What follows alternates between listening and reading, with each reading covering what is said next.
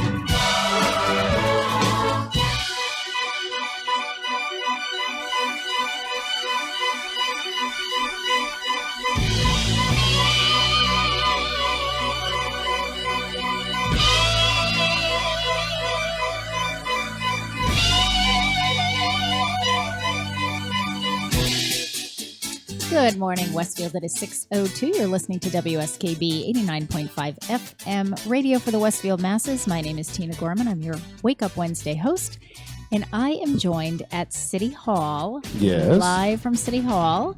I am with Pete Coles this morning, producer Pete Coles. Good morning, Pete. We pulled it off once again. We did Good morning. pull it off once again. Can you turn me down, my volume down just a tad? Sure. Thank you. There you go. It is Wednesday, April 4th. So we've gotten through, as far as I'm concerned, we've gotten through the worst of the winter months. Yeah, now it's just like little stuff. Yeah. And the thing that's so surprising to me is that I remember when we were talking about when we got into March, and I said, March is that bubble month. You got to get through March, and then, Right. then it's really going to, and I feel like March actually, even though it's a really long month with really no holidays or anything, I felt like it went by fairly quickly. So I'm happy to be out of March and into April. The kids had some holidays, snow days and things like that. It's been an odd winter. So it kind of got broken up a little bit, but Yeah. it did move by pretty fast. It did. So I think it's been a very different, odd winter. It wasn't a winter with a ton of snow. And yet I think we used all of our snow days, did we not? I believe that we did. We're right at the limit, yeah. Yeah, I think we're at the limit, and if we had one more, it would be the blizzard bag Right. scenario. They're getting into that. Yeah. Just about ready to get into that, yeah. Yeah. So that's kind of odd because I don't feel like we had that much snow, but I think it was all about the timing.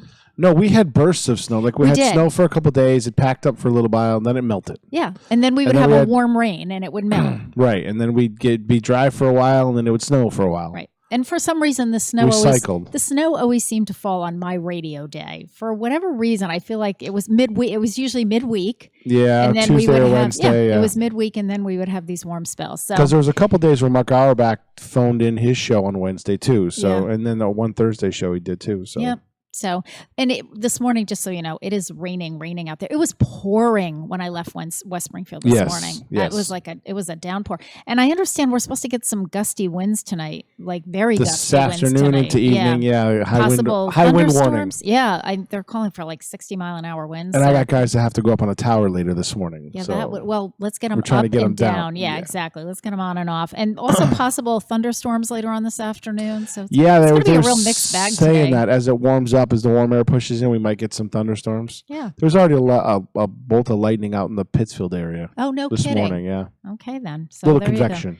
You go. It's New England, right? What does Patrick say? You wait 15 minutes and the weather will change? And No, he says it's going to be 80 degrees and sunny sometime in June. Exactly. Yes. Sometime, somewhere. All right. So right out of the gate, I'm going to do just one famous birthday on this April 4th because I felt like I hit the jackpot. It is the birthday of Clive Davis. Now, I didn't really know who Clive Davis was. Which record company did he run? He's a music producer. I thought he ended up running a record company too. Yeah, he did. So I'll give you a little background. So Clive Davis, music producer, was born April 4th, 1932 in Brooklyn, New York. So he's 86 years old today. He graduated from Harvard Law School in 1956 and started out as an attorney. He landed a job at Columbia Records and eventually became its president. While he was there, Davis signed Janis Joplin, Earth, Wind and Fire, Bruce Springsteen, Aerosmith, and others to the label. In 1974, he started Arista Records. He mentored such performers as Barry Manilow, The Kinks, and Whitney Houston. He also helped to revive the careers of Dionne Warwick and Aretha Franklin. In the late 1990s, Davis took a hands-on approach to bringing Carlos Santana back into the popular music scene. The pairing of singer Rob Thomas of Matchbox 20 and Santana on the song Smooth hit the top of the charts and led to strong sales of the album Supernatural. Supernatural brought Davis his first Grammy win as a producer. Davis created J Records in 2000 and now serves as the chief creative officer for Sony Music. He's still going. He is still going, but what I love about this guy, all of those names that I mentioned, left my music selections wide open today. Yeah, he had a huge catalog of musicians. I couldn't believe it. I felt like I hit the jackpot. So I took my favorite songs from my favorite artists that this guy produced for, and those are going to be all our music selections today. So it's a very wide variety, and it was pretty great. So thank you, Clive Davis, for being born on my radio talk day. Sure, have an easy one thrown in your lap. I did. This was a ringer. I had a really easy easy one. But sadly, today is also, April 4th is also the day that Martin Luther King passed away. And I know you were talking about that yesterday on Bob Plass's show. NBC's doing a whole week they are of specials with the Today Show, and I think with Nightly News as well. Yeah, so. very interesting. I overheard part of Bob's show yesterday. And I had heard, yes, I did. Holy cow. Yeah. But interestingly, the discussion that you were having about Martin Luther King, and he had done his the day before on April 3rd, he had done his I've Been to the Mountain speech. And people were wondering if that was sort of a premonition and if he had some kind of a feeling that his end was close. Some people do. So, Some people just do. And it is what it is. Yep. But Yep, interesting stuff. So so lots of there has been a lot. I've seen National Public Radio has been doing a lot on it, and the news and so forth. So so a sad anniversary date of the assassination of Martin Luther King. So Pete, what did you do this week? Did you have a nice Easter? Yes, I went to my brother's house for Easter. Good. Had a good time. What did I do Saturday? Saturday I was doing something. Oh, the mayor's Easter egg hunt. Yeah, how did that go? I saw the pictures. It was crazy, man. There was a ton of. There was more. I think there was more 1 and 2 and 3 and 5s than we've ever seen. Okay. I've been doing it 3 years now. Okay. 6 to 8 and 8 to 10 was pretty standard. Yep. We had so many kids in the 3 to 5 that instead of having them come from one side of the field, we had them come from both sides of the field, both ends of the field. That's how many kids there were. Wow. Well, they had, it was a really nice day for an Easter egg hunt. Yeah, it was beautiful. I was in Westfield. Of course, I was at the senior center. Working again. Well, I had to go pick up my newsletters. Because in case you don't know, it's time for the Voice of Experience. The April edition of the Voice of Experience is out. Oh, boy. Lots of stuff going on in April. So, so I went down and met my good friend Patrick Berry over at the Westfield News so I could pick up my newsletters and get those dropped off. And thank you to Barbara Coleman, who is my chief deliverer of the downtown Voice of Experience newsletters. So and I thought, while I was downtown, I thought to myself, today's the mayor's Easter egg hunt. So I think I'll just stay clear of the post office area and the South Middle School area. Everybody seemed to behave themselves, so it went very well. I just figured it would be kind of trafficky and it was not nice weather does help. People milling about, the kids aren't cranky. Yeah. Mount Moriah Lodge came with their lemonade and hot chocolate. Oh, nice. For everybody, so they came by. Yeah. That's so nice. This is the 3rd time they've done it that I've known about. Really? Yeah. I didn't realize that they did that. Children's Museum had a party going on, so they weren't open to the public for the beginning part of it, but I think they opened up later. Okay. And did the Boys and Girls Club have something to do with that as well? I feel like there was something that I read in the Westfield News about they might have been open, but I don't know if they were open. Okay. I don't know. Yeah. But it was so nice, nobody really went in there. Yeah, exactly. Some sort of an affiliation there. Yep. Well, Pete, yesterday I had a meeting with the Run Stanley Committee. Yes. Because, as you will recall... What did I get volunteered for now? Well, no. I volunteered you, at the last meeting to do the DJ stuff. But no, I just wanted to say the committee is growing. That's the committee with Vanessa Diana over at Westfield State University and Hillary McEwen over at Stanley Park and Janet Garcia. It's a good committee. Vanessa's busy pulling some people in. Right. So, but one of the things that we're working on is we're trying to work on this year's run and next year's run, because next year's run, of course, 2019 will be with the 350th. Right. So sure. So there's a lot. So your tie-ins and things like that. There are some really wonderful tie-ins. So stay tuned, because I don't know if I'm allowed to speak yet about what we're conjuring up over here. But good stuff and exciting stuff for some of the runners in the community. Let me just say that for 2019. So it's going to be kind of fun. But it's going to be. We have the brochure. We're getting the brochure ready, and you wouldn't think that this race is the run. It's not really, but the run is in October. I believe it's October 14th this year. Right. Yep. And you wouldn't think, that you had to do all this preliminary work in March, but yes, you do. You do. Yes, you do. In order for the event to run smooth, you really need to be prepared way down the road. Absolutely. So we, of course, as Pete knows, we had Vanessa Diana on the show last year before the Run Stanley back in October, they have the race, they have the canine race, they have the Munchkin Run, which is for the little guys. Yes. And I offered the suggestion that they have a senior stroll, because I thought that would be a great idea to do it not in the cross-country piece of it, because that would be challenging for some of my seniors, but do it on a flat area. And instead of the 3 miles, do like a mile. And so they thought that was such a great idea that I landed right smack in the middle of that committee. I told you when you threw it out there, I was like, there you go. You just volunteered for something else. I know. But you know what? I will say this. You know, the funds that are raised through Run Stanley go to the park. And again, a lot of people don't realize that it's not a city park. It's not subsidized. It's funded from an endowment from the guys who own Stanley Homeworks.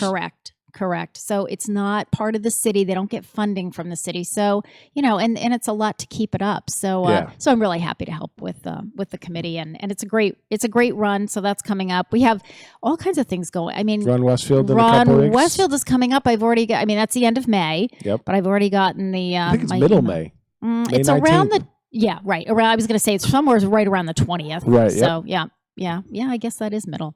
It's a little scary. I'm trying to push it a little bit because I'm not quite ready. I haven't been training much, but I gotta get on the stick here. All right, so that's what's going on. We had a nice Easter.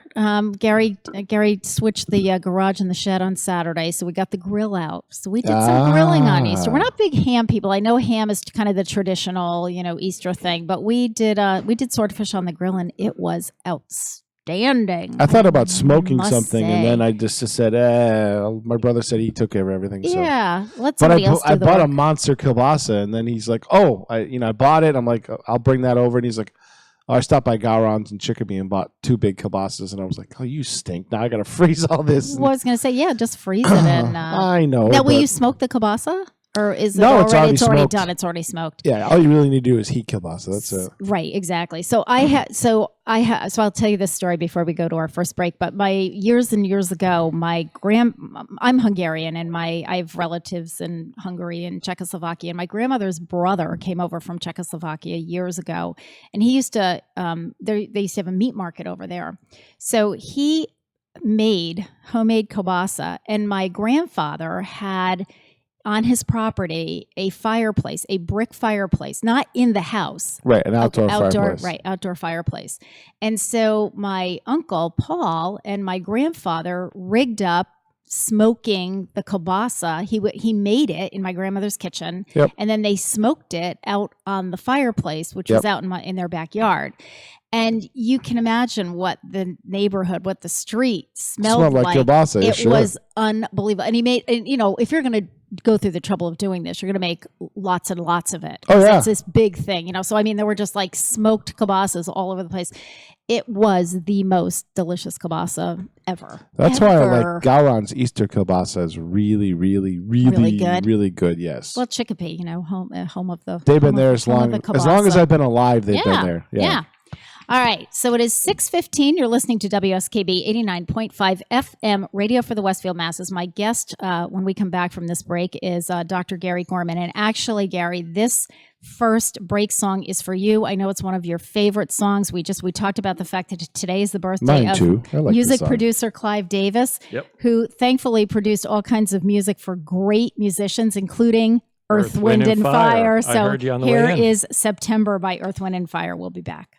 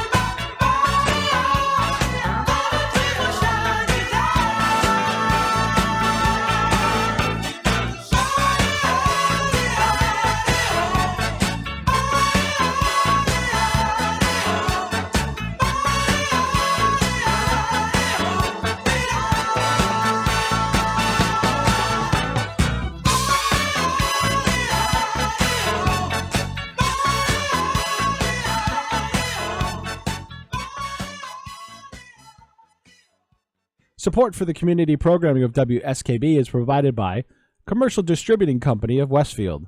Now in its third generation of family ownership, Commercial is one of the premier beverage distributors of Western Massachusetts.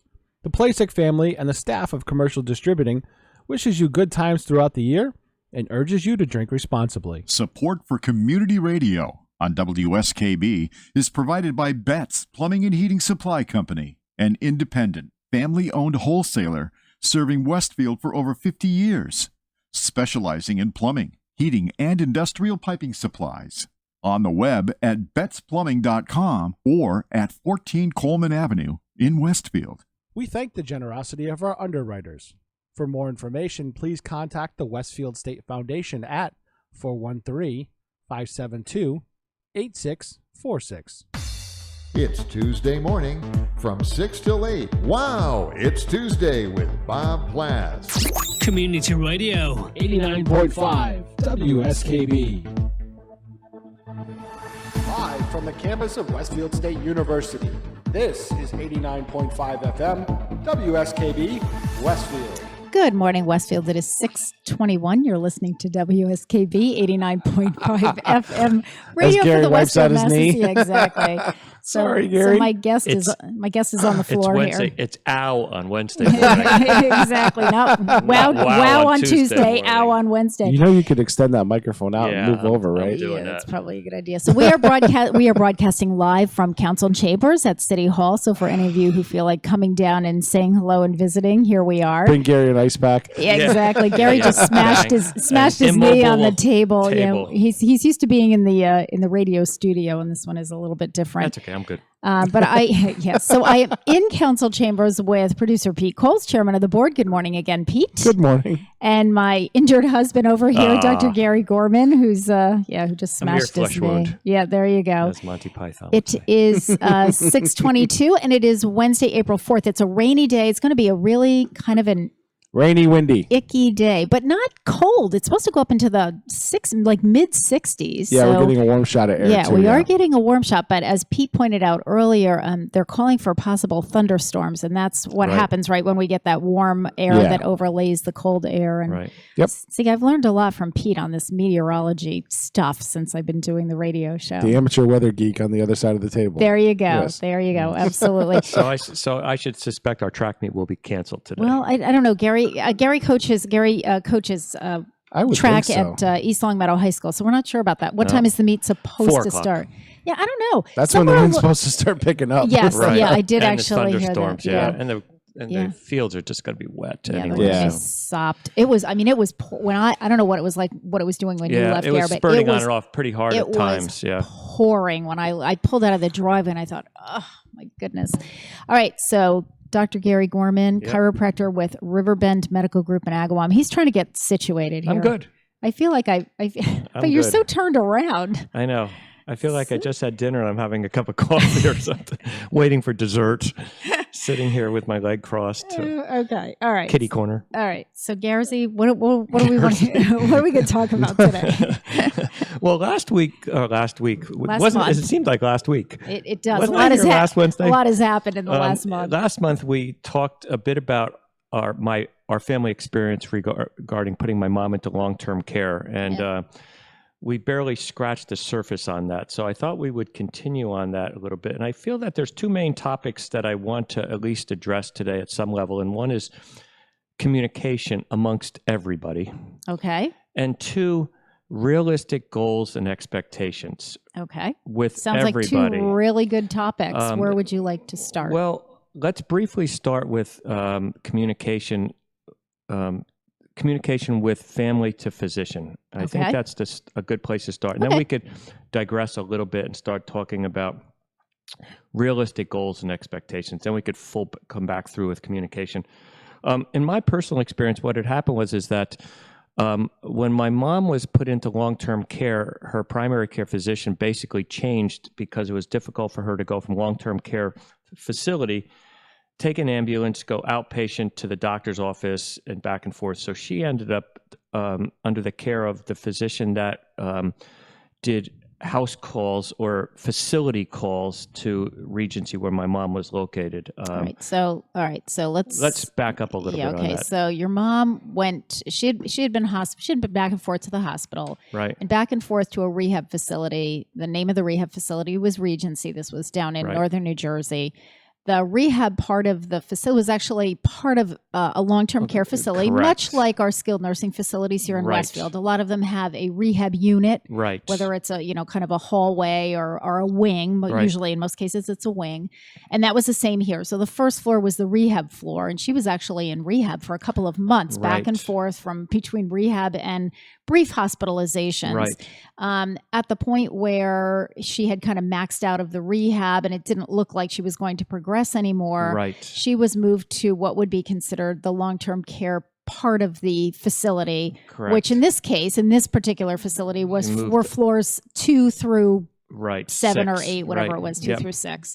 So that meant a move upstairs. And again, Correct. just so that our listeners know, Yes. this would be very similar to, going to one of our skilled nursing facilities here in Westfield as a rehab patient, maybe following a surgery or a heart attack or a stroke or something like that, and going into the rehab unit. And then, trying to sort of figure out, a lot of the piece of that is figuring out once someone has maxed out in their rehab, will they What be are the able to options return from there? home? Correct. Will they go to live with family? Will there Right. be some other living situation or long-term care within that facility or long-term care in a different facility? So there are a lot of options. There are a lot of options. Okay. And interesting enough, I think if you can, the listening audience, if you could start to kind of think forward about certain scenarios and kind of plan, what would we do in plan A, plan B, plan B? In our situation, it was really almost thrown in our lap kind of suddenly.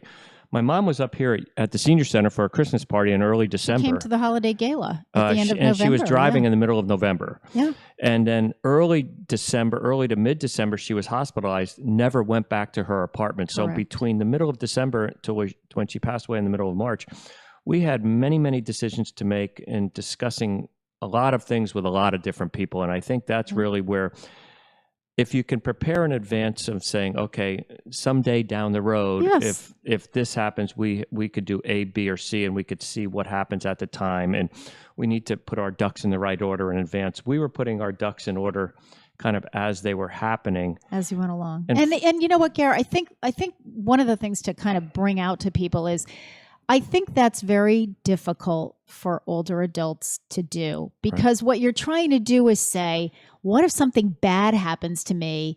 How would I want my family to Right. proceed? And nobody likes to think about bad things happening to them. So it's easy to say, well, hopefully it'll never happen. Right. Or, well, if it does, my kids will figure out what to do. Right. And so, I think you're right, Gare. If people can honestly step back and say, listen, you plan for the worst and hope for the best. Right. It's like, listen, if something were to happen, this would be my preference. Right. I hope it never does. Right. I hope we never have to use this Right. safety plan. And some of this can be planned without the senior or the family member involved.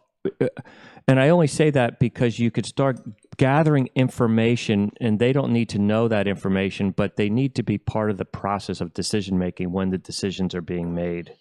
Yeah. To a certain degree. I would challenge that, but I think the I'm senior not does an need to be expert on it. involved. You are. So no, let's back up. What would you suggest differently then? Well, because I think the older adult absolutely, if they have the wherewithal, absolutely should be even part of the information gathering. Well, what I mean is that you could look into 4 different nursing homes or 4 different rehab facilities. You could gather but they information. need to do that. They need to go. Well, part of it, Gare, is because if they're unable to go visit it. In this situation, my mom was in the hospital. She wasn't going to visit anybody. correct. So. But your point earlier was that if people are pre-planning, absolutely. I'm talking about in the Yeah, pre-planning. not a absolutely. snap No, decision. not in Field the trip. yeah, Field exactly. trips. Tina, Because- I got a question for you. When is senior options? Because that's a great place for information. Thank you. Information and gathering. we'll be talking about that a lot. But senior options this I'm just year. saying that fits right into Gary's Absolutely. pre-plan. It is Thursday, Right. April 19th at the Senior Center. And thank you, Pete. Wonderful point. All of these things that you're talking Right. about, Gary, getting information about the skilled nursing facilities in Westfield, the assisted living facilities Right. in Westfield, the housing in Westfield, all, home cares, all of those things, Yep. Bay State Home Health will be there, Mercy will be there, all of those things. That is, Pete, you're absolutely right. We do every year, annually, we do our senior options event. Yep. And I have all those people in one place at one time. So you literally, you walk in the door, we're going to give you a bag. Right. So you can get all of that information. And that's your advantage, starting point. right. Absolutely. Oh, yeah. Because it's Everything one under one place, roof. one time, you've got a 4-hour span and people are there to talk to Yep. answer your questions. Yep. And then based on that, you would say, hey, you know what? I want to get more information about, such and such, the Arbors or Armbrook or Right. Governors Or even wherever. schedule a visit. Yes, Right. and that's when you say, Right. okay, now I'm going to call the person that I met at Senior Options and let me go take a visit. Let me go take Yes, a tour. that's So, absolutely yeah, correct. that would be, but you know what, Gary? Right. I'm coming at it from the point of if view there's of plenty of time and a before- lot of planning, right, yeah. Right. Because I'm going back to your Yes. first thing, which is do your pre-planning. Oh, Now, absolutely. How hard is it? Because you guys are both intimately involved in it. How hard is it if your parent is in the hospital, right? Mhm. Right. And you're trying to take time off from work and It's trying to get extremely people in difficult. there and Right. things like that and try It's- to visit places. Yes. It is It was extremely in our situation. challenging. I mean, I was the medical doc talking on the phone with everybody. My sister is a geriatric social worker in New Jersey who had connections to make arrangements. Tina's an expert that was on the phone with us. I had a sister who's a teacher. My brother's an electrician. You had a stinking medical team on your side. Taking time off. My brother had the emergency room visit duty. So he'd say, well, okay, mom's going to the hospital. We got the drill now. We'll be there till midnight. She'll be admitted. Right. because that happens It several literally times in a took brief seven period of time. out of 9 children, meaning 5 children and 4 of their spouses. Probably 7 of those were active a lot. Okay. And then 2, one was active later on, one was virtually not active at all. But that's okay. Not everybody has not to be everybody- active. You have to and- bring your expertise to the plate. Right. And not everybody can contribute as much. Right, Sometimes exactly. it's just support. Yep. Right. Support of everybody else that's making all the decisions. Exactly. Make a casserole and take it over to your Right. sister's house because she just spent 8 hours, Right. at the hospital Exactly. with mom, kind of thing. Right. So it is extremely challenging. So I think if you could set the stage with field trips or whatever, well, when we were early on in this, we were looking at assisted living. Yep. And we weren't really sure where my mom was going to progress. So we Correct. said, ideally, let's start with assisted living. I was going to move her up here. And We looked into the 2 assisted living, both the Arbors and Armbrook Village up here in Westfield. Yep. And my sister-in-law was checking out assisted living Right. down in New Jersey. Right. So, kind of trying to keep all the options open. And so, that was really part of it. So I when my mom was hospitalized and I realized that things weren't moving forward as much as I would have expected or hoped, I met with the physician who became her new physician, who had rounds at the long-term care facility and the nursing and the rehab facility that my wife was at. Okay. My wife was at. No, your mom was So- that. Okay. No, that's okay. Right, So but we're going then- to Take a break. Now Okay. it's now you're changing gears. That's why you're taking the break. Yes, exactly. Right. Because we're going to switch over to where that conversation led to. So it is 6:33. You're listening to WSKB 89.5 FM radio for the Westfield masses. This is a Barry Manilow song, one of my favorites, called Bandstand Boogie. It's going to get us all jacked up this morning.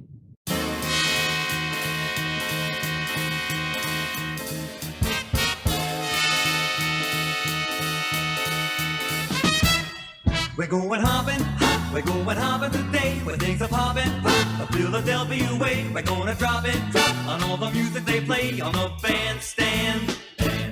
We're going swinging, we're gonna swing in the crowd, and we'll be clinging and floating high as a cloud. The phones are ringing, my mom and dad are so proud. I'm on bandstand, and I'll jump and hey, I may even throw my handstand. Because I'm on the American bandstand. When we dance real slow, I'll show all the guys in the grandstand. What a swinger I am on American bandstand.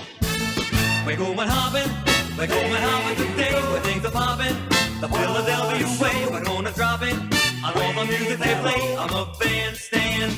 Bandstand, bandstand, bandstand.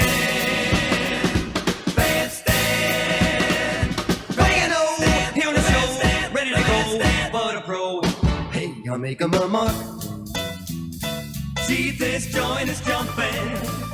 They made such a fuss just to see us arrive. Hey, it's Mr. Dick Clark. What a place you got here, swell spot. The music's hot here, best in the East. Give it at least a 75. Now for all you Joes, here goes my American handstand. Because I'm on the American bandstand. As we dance real slow, I'm showing the guys on the grandstand that I like my girl, but I love American bandstand.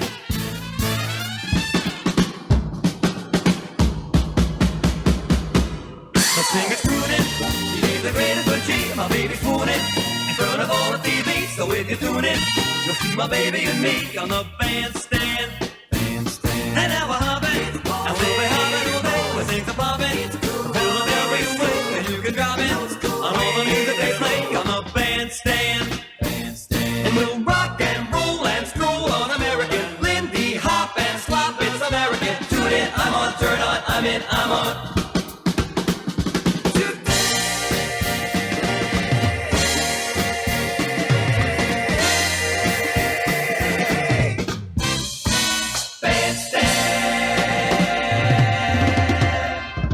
Support for the community programming of WSKB is provided by the Dunkin' Donut Shops of Westfield and the Sardinia family. It's nice to know that even as the world changes, Dunkin' Coffee remains the same at 7 convenient locations throughout Westfield. Underwriting for Community Radio on WSKB is brought to you in part by Rockies.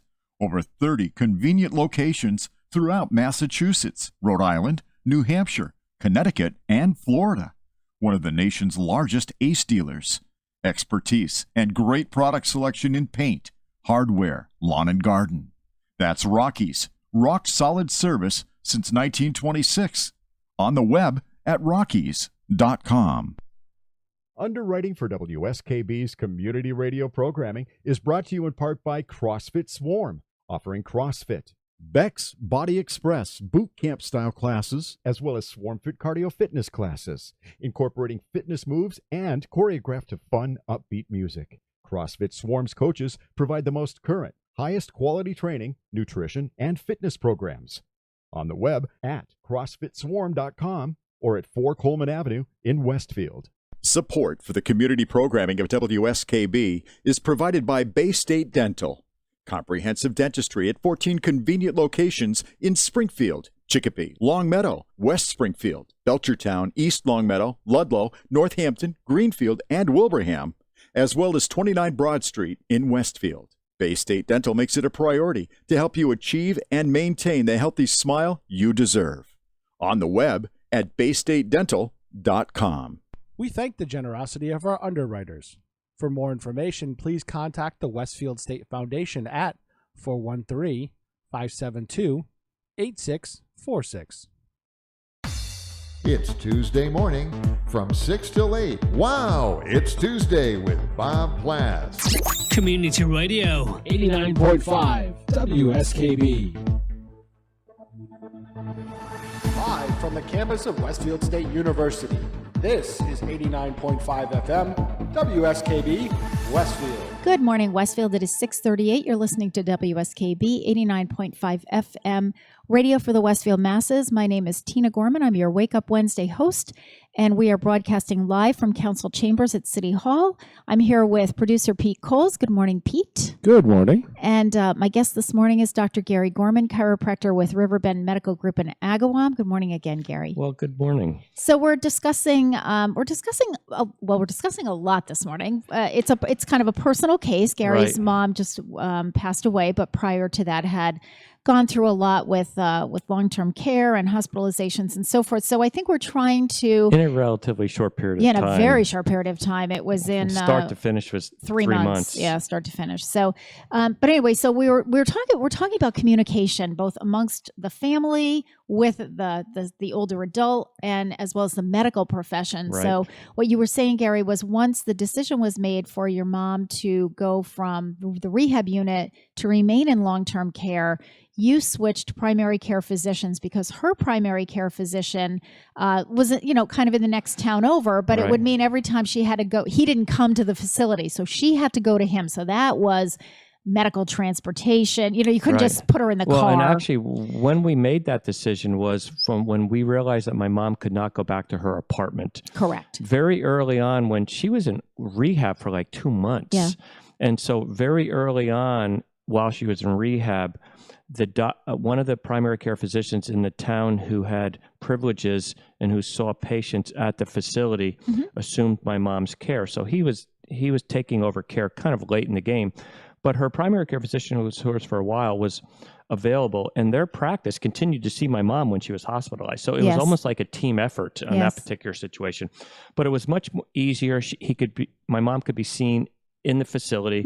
She didn't have to be transported over to the doctor's office because it was really draining on her for all the transportation process to go through. And I think that that's more common now in long-term care, that you can get a physician that actually has privileges right at the facility. Years, like 20, 25, 30 years ago, that was kind of unheard of. And you had to find a doctor who would come and visit you in the long-term care facility. But I think now that's a little bit more common. So you went with that, the family went with that option just because it was easier for the physician to see your mom. My mom, and for my mom too. But it created the issue of that physician didn't have a long history with your mother. So, and that's kind of the trade-off. Right. And so on several occasions, hospice was brought up. And at that point in time, we were still looking at a certain recovery and a certain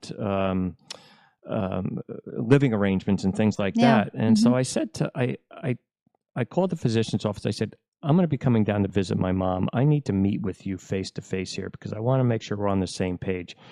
So I did. I went over to his office and I sat down and met with him. And basically he was saying, I will do whatever you as a family want me to do. And I said, perfect. So in essence, I was the coach. He was the quarterback. He wanted to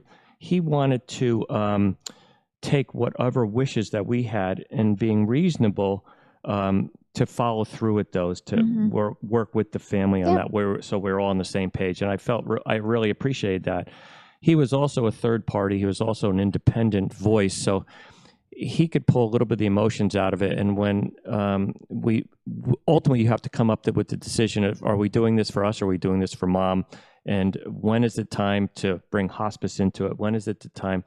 What is the long-term prognosis? There's some medical decisions that need to be made along the way. But I feel that we needed to just set the stage of the doctor knew where we were coming from, and we were working together as a team on this. We weren't working from opposite ends with different ideas. Right. And at the same time, when you're trying to get the medical professionals on the same page, I think as a family, you have to be on the same page. And as you mentioned to Pete before, you're dealing with 5 children, 4 spouses of those children. Right. And, everybody kind of has an opinion on how things are progressing, how mom is doing, what mom would want. And of course you had your mother in there as well. Right. So, it wasn't like she was like a bystander. Everything was being run through her as well. Is it easier or harder with that many kids? Like, it would be easier with 2? I think that's an excellent question, Well, Pete. in this particular or 6 or... you know what, Pete? In this particular situation, how we did it, it was really very easy, and we were pretty much all on the same page, and we all contributed. This was our model. I can't imagine this being easy for certain family dynamics, because you have certain take charge people, you have certain people that are inflexible, you have certain. We really, as our family, we established the roles almost immediately, where my social worker sister Lynn was going to handle this. Gary, the medical guy, was going to handle this. My sister-in-law Tina is going to help put input and give her expert opinion on this. My brother was, we all kind of just fell into roles, and there was in constant lines of communication and questioning. It was I would get calls about medical stuff. Gee, mom's in the hospital today. What do we need to do? Who do we need to talk to? And that kind of stuff. And then so. Yeah, see, my brother and I have had conversations like that. Like, my mom was getting older. She was living by herself. It was getting harder and harder to take care of the house. And we told her, we don't care who you live near, but you're living near one of us. Right. Yes. If you're buying a condo or assisted living, whatever. Right.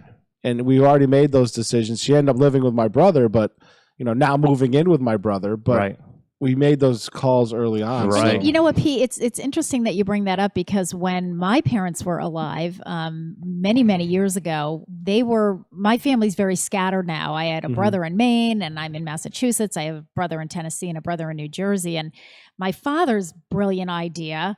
And Gary will remember this. He called us up one Sunday afternoon because they were living in Cincinnati at the time and they were going to relocate. Yep. And so my father's idea was, well, we decided on, some place in Southwest Virginia because it was equal distance pretty much from all the kids. And my brother Mike immediately pointed out, yeah, so it's equally inconvenient for anybody. Anybody, right. And Mike was the one who said, you have to pick one of us and be close to somebody so that we've got somebody that's right there. And they ended up down in Tennessee near my brother Dave. And then the rest of us had to, fly in and out of there. But at least we had, Dave and his wife and his Somebody was in shouting there distance. was a support system. They actually ended up in Cincinnati. Well, no. They were already in Cincinnati. Oh, is this when they were going to move after? Yes, gotcha. That decision was, so they ended up in Tennessee. After correct. that was after that. Yeah. But by then one of my brothers had been in Cincinnati, and that's why they moved out there. When he retired and moved up to Maine, they stayed in Cincinnati for a while, and then But yeah, so that was one of the things that me and my brother had talked about. You're getting older. We're worried about you. Right. Not that you're in any bad shape or anything, but one of us. Be close to one of us. And I think that's a really smart idea. I think that people need to think along those lines. And sometimes that can be really difficult. I work with a lot of families who, they're from Westfield. They want to stay in Westfield, and now they have no children living in Westfield. Right. And they may not even have any children living in the state of Massachusetts. And it does, and you know what? Those are really hard decisions for them to make. Do they stay in Westfield with their friends and their support system that they've established, or do they move closer to one of their children? And sometimes it's a matter of, okay, we're good for now, but if things start what's the heading plan? south. And that's what you guys talk about. As long as we have a plan. For different stages. Yep. Absolutely. And that's exactly what we did. I mean, very, very early on in the game, I had the conversations with my mom, and I said, and it went something like this. I'd look right in her eyes and say, Mom, look you're going to be a very important part of the decision making, and the decisions moving forward will be based on how well you progress through the next couple months of rehab. Our decisions will be made best in your best interest based on how much you improve. Yeah. And I said, I want you to know that. So a lot of this will fall on you as to where you're at, do and what we're going to do. We're not going to make decisions behind your back. You're going to have a say in what we're going to do. The old statement, we're not going to put you in the home. No. Right. Well, exactly. Yeah. They have to be part of the process. I mean, backing up one notch, I think what we did is, and we sold my mom's house, which was a split level, which had, or was it called split level? She sold the house. She sold the house. Yeah. Let me back up. I know the story. My mom wanted to move because she was having a difficult time navigating stairs. Sure. Yeah. So we ended up as a family, and my mom wanted to do this. We sold her home, and we found an unbelievably nice apartment. And I think my mom's wish was that I wish I had lived in the apartment longer because she fell in love with it. Really. And so we had waited a little too long to make that first step. And my mom lived there for about 18 months or so, and she absolutely loved it. And I think her only regret was that she didn't live there longer because it was much easier to navigate and to manage. So absolutely. I guess the lesson to be learned would be, before we take a break, is if you see this happening down the road a ways, don't wait to the 11th hour. Kind of do it in advance so that so it's convenient and easy for your loved one. Planning and communication. We're going to take a short break, and when we come back, we'll continue with the story. This is, again, thank you, Clive Davis, for being born on April 4th, because we all have all these great songs. This one is by the Kinks, and it's a well-respected man. 'Cause he gets up in the morning and he goes to work at 9, and he comes back home at 5:30, gets the same train every time. 'Cause his world is built on punctuality, it never fails. And he's all so good, and he's all so fine, and he's all so healthy in his body and his mind. He's a well-respected man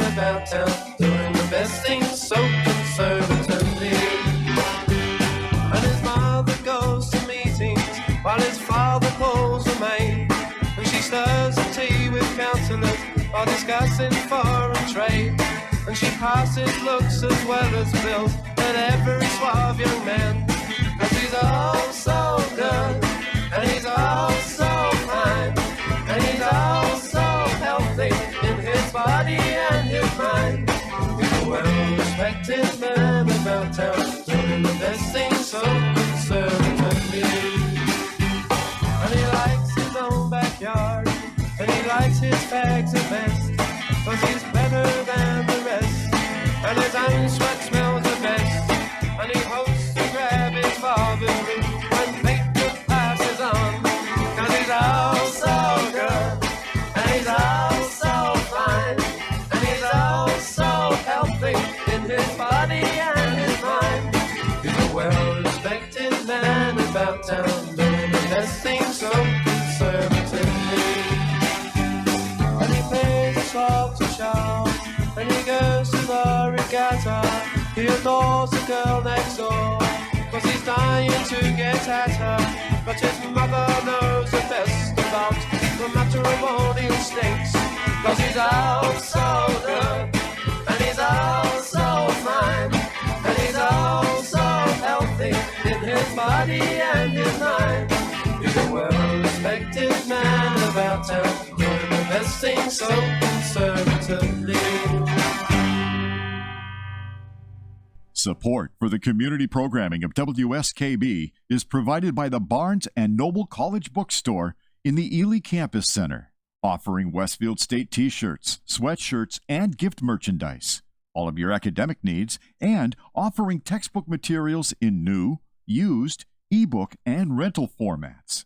Available at the bookstore on campus or online at westfieldstate.bncollege.com. Support for community radio on WSKB is provided by Betts Plumbing and Heating Supply Company, an independent, family-owned wholesaler serving Westfield for over 50 years, specializing in plumbing, heating, and industrial piping supplies. On the web at bettsplumbing.com or at 14 Coleman Avenue in Westfield. Support for the community programming of WSKB is provided by Commercial Distributing Company of Westfield. Now in its third generation of family ownership, Commercial is one of the premier beverage distributors of Western Massachusetts. The Plasek family and the staff of Commercial Distributing wishes you good times throughout the year and urges you to drink responsibly. We thank the generosity of our underwriters. For more information, please contact the Westfield State Foundation at 413-572-8646. He rules the roost on Thursday from 6 till 10. It's Patrick Berry, Community Radio. 89.5 WSKB. Live from the campus of Westfield State University, this is 89.5 FM, WSKB, Westfield. Good morning, Westfield. It is 6:53. You're listening to WSKB 89.5 FM, radio for the Westfield masses. My name is Tina Gorman. I'm your Wake Up Wednesday host, and we are broadcasting live from Council Chambers at City Hall this morning. I'm here with producer Pete Coles. Good morning again, Pete. And my very special guest this morning is Dr. Gary Gorman, chiropractor with Riverbend Medical Group. And good morning again, Gary. Your favorite husband. My favorite husband. Yes, good morning. And this is a bit of a, it's a bit of a diversion from what we usually do, Right. because this is kind of a combination personal experience Right. as well as, sort of the whole health and Right. wellness and planning and communication related. So we're wrapping this all together. So where would you like to, how would you like to continue this story Yeah, here? I think, we could go back to lines of communication, Okay. I think. And so Perfect. in our situation, again, I'm not an expert on this, only in that this is not my area of expertise in my practice every day, Yeah, but yet right. we just but you have a lot of submerged older ourselves in- yes, clients that are older adults, of course, for sure. and the whole medical piece of it and conditions and things. So our family had these threads of text messaging going back and forth virtually on an everyday basis, and there were primarily 6 of us out of the 9. Yes. I think were on these threads. So that was a great way to communicate because we were all kind of scattered. We're not under one roof. And and it was just a great way to continue hour by hour or day by day progress of what was going on, what mom happened, what happened today, how was your visit, how was she, who's coming to visit tomorrow, or who's right. So for the longest time when my mom was in rehab, virtually every day somebody showed up at least at some point in time to do that, to visit. It actually also helped with the family members and friends of your mom's who were not right there, just in terms of telephone calling. Like our daughter Grace lives in Florida, so if Grace wanted to call Nanny, it was good if somebody was there and could text message and say, okay, she's awake, she's great, she had therapy today, she's raring to go, the phone is right on her lap, so anybody who wants to call her now. And that helped. I know it helped Grace. I think it helped your sister Donna and some of her friends who were trying to call her, but you can't call in the middle of therapy. You don't want to call when she's resting, you don't want to call when she's eating. Right. So yes, as a matter of fact, the week before my mom died, I was there visiting, and I text Grace and I said, this is a good time to talk to Nanny. So she called on my cell phone, so I put the phone to my mom. And I said, here, it's Grace's on the phone. So she talked to her just about 1 or 2 minutes, and that was a short conversation, but that was the last time she talked to my mom. But it was at least a good opportunity for her to do that. So I think the text messaging was really helpful in this. And Pete, this goes back to your comment on the dynamics of family and more, is it easier with more or less? And I think every family dynamic's different, but ours happened to fall into role play that worked for all of us. And open lines of communication are important no matter what your family dynamics are, or who's taking charge, or who's making the decisions, to make sure everybody else knows what's going on. Because as you're moving forward, you don't want anybody to be out in the dark, and then all of a sudden some major decisions have to be made, and the person goes, oh my God, I had no idea about any of this. Yeah. You know what I mean? So, and this because that's where the hard feelings start coming in. Yeah. Right. And to be fair, it wasn't that everything was smooth every day all the time, and that the kids agreed on every single thing all the time. They didn't, but I think for the big basic things, everybody was on the same page, and for the other smaller stuff, we worked it out as we went along. Of course, that's life. You have to work it out as things unfold, and making decisions as events occur. Sure.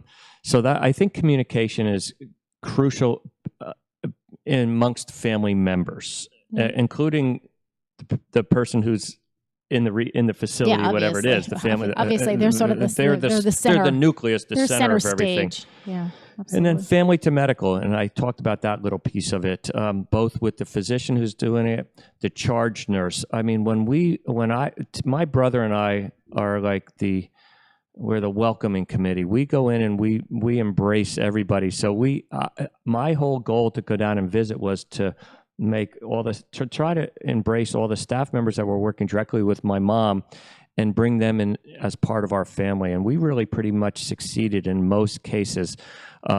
We got to know intimately the two nurses, the clinical nurse assistants. The certified nurses. Certified nurses aides. Certified nurses aides. And they were treating my mom as it was their mom. Well, because they give them some investment in it. Yes. Exactly. I mean, not that they don't know their jobs, because they do, but if they have a little bit of personal investment in it, then it's that much better. And I think, having been in this business for a very long time, the two words I would use would be, I think they need to feel appreciated and they need to feel supported. Right. So, and that really does come from both the individual, the older adult, as well as the family.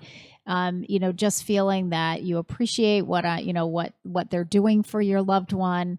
And they feel supported by you, so that if you can say to them, hey, listen, I'm here if the person needs to be fed, or they need to, take a walk, or they need some help, putting a sweater on or whatever, if you can do that as a family, do it. And let the nurses say, let the CNA know, listen, I can help my mom. I can cut up her food for her. A lot of times you have people who have had a stroke. They can't, there's certain things they can't do. And it's like, well, we can do that. You have other people, because there are going to be other times when there isn't going to be a family member there, and you're going to need that aid to do it. And they're going to be much more inclined to, give it their all, knowing that, well, hey, when the family's visiting, they'll take over for me, but right now I have to do it. So it's really working together. Oh, absolutely. And we look forward to helping feed my mom. One day my mom could feed herself, one day she couldn't. So it was kind of thing where, but you know what? when I went to talk to one of the primary assistants that helped my mom out and let her know that my mom passed away, she started crying, and she basically said, "Your mother was so nice. She was so great to work with, and she just didn't demand anything. She was so good." And I could see that. My mom was very low maintenance. She wasn't demanding about anything. She wasn't. And I feel that would be the key. One of the keys as family. Boy, if you go in there with high expectations and you think this is going to be a one-on-one 24/7 situation, and this nursing assistant is only going to be with your loved one, and you're going with this list of demands of, I want this, this, this, this, and this, you better wake up to a little reality and realize what you're working with, and that these people are human beings, and they need to, as Tina said, they need to be appreciated and loved. And the more demands that are put on them, the more stress that they're under. And it's not a win-win situation for anybody. They're typically caring for, anywhere between 8 and 12 Right.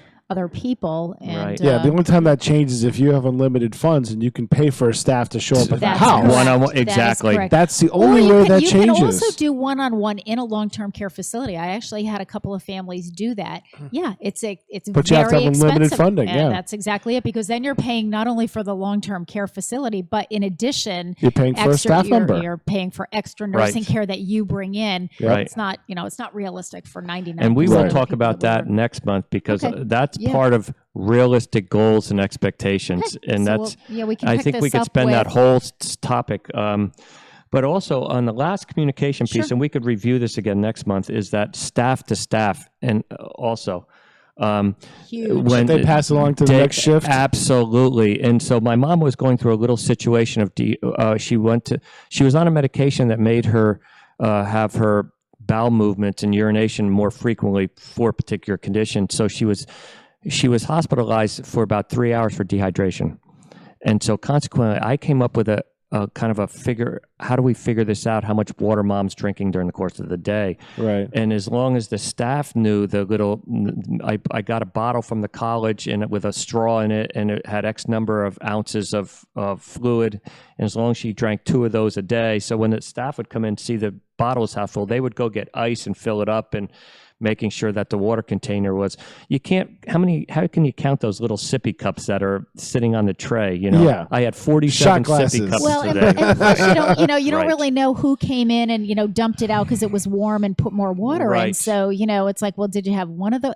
And it's hard for the person to keep track. Right. It's like, I don't know. And so our how many- family yeah. tried to do that, and we'd look at that, and so we'd see the bottle, the water cup was over here, and so it Little takes, tricks help. Little tricks help, and everybody has to be in tuned with this. But when staff are working together, day and night shift, and weekend versus day shift, and they all are communicating. And the floaters, you have some people floaters, come yep. in and they're only on that floor. So yeah, Yep. that's like a whole other. We talk about that next Right. month. And That's that a whole also other helps topic. them because now they're in a routine too. Yes. Right. Yeah. Right. It makes Which their is- job a little bit easier, not trying to make it up on the fly. They have a routine that they know, Exactly. and that it's easier to deal with. That's right. So Right. when we go in and we work with this person, this is what the expectation is. And Right. All right, Gare. Well, we covered a bunch, and we have a bunch more to cover. Really? So we can to be continued during Yep. the month of May. It is 7:03. You're listening to WSKB 89.5 FM, radio for the Westfield masses. We have lots and lots of announcements, all kinds of stuff going on at the Senior Center. We're going to talk a lot about the Senior Options event coming up that Pete brought up earlier. So we will be back.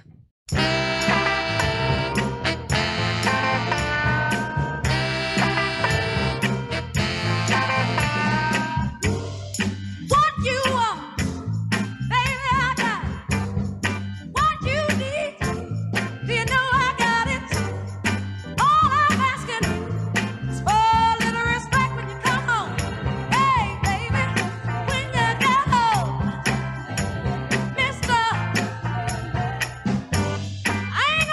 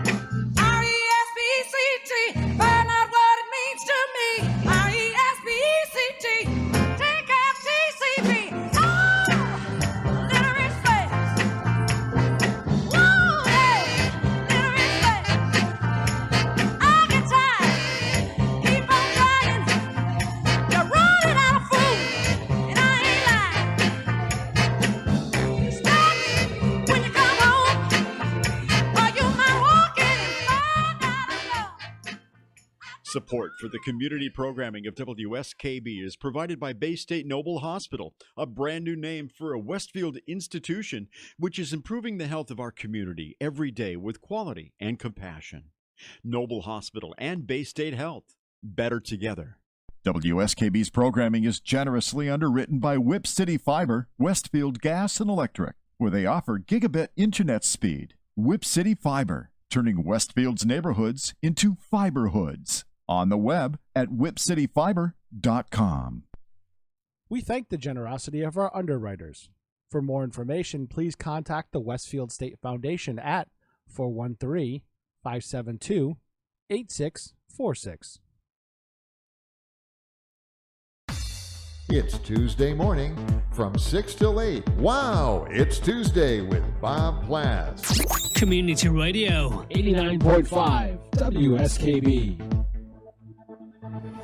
Live from the campus of Westfield State University, this is 89.5 FM WSKB Westfield. Good morning, Westfield. It is 7:07. You're listening to WSKB 89.5 FM radio for the Westfield masses. My name is Tina Gorman. I'm your Wake Up Wednesday host, and we are broadcasting live from Council Chambers at City Hall this morning. I'm here with producer Pete Coles, the chairman of the board. Good morning again, Pete. Good morning. So just the two of us now for this second hour. So, okay, we have a lot more famous birthdays. I know we've talked about Clive Davis. Thank you so much, music producer, who really produced all these great musicians with this great music. But it was also the birthday. We're moving from music to dance. It's the birthday of the late Arthur Murray. He used to have a lot of schools, didn't he? Dancer, educator. Yeah, absolutely. He was born April 4th, 1895 in New York City. Okay. He died at the age of 95 in March 3rd, 1991. So you can, if you dance a lot, this is my hope, then you'll live a long life. You know who's a great ballroom dancer? Who? Believe it or not, Gary Francis.